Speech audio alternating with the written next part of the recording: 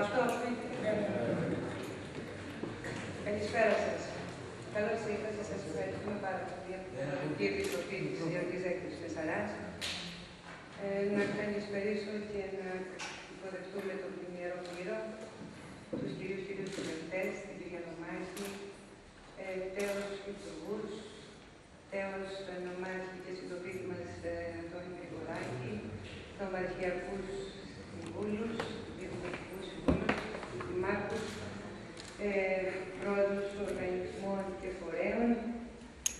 Για μια ακόμα φορά να σας ευχαριστήσουμε που είστε απόψε εδώ μαζί μας στην 10η έκθεση Ιερή Έκθεση Θεσσαράς και που βέβαια έχουμε τη χαρά να κάνουμε τα ενία του καινούριου εκθεσιακού χώρου και ευχαριστούμε ιδιαίτερα την κυρία Συνάδελφη.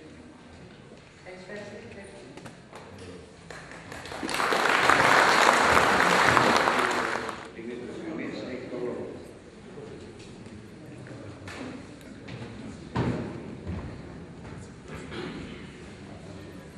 Καλησπέρα σας. Πάνω στο ορολογιό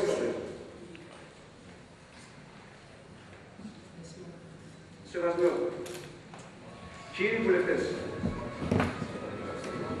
κύριοι δήμαρχοι, κυρία Νομάρχης, κύριοι νομαρχιακοί σύμβουλοι,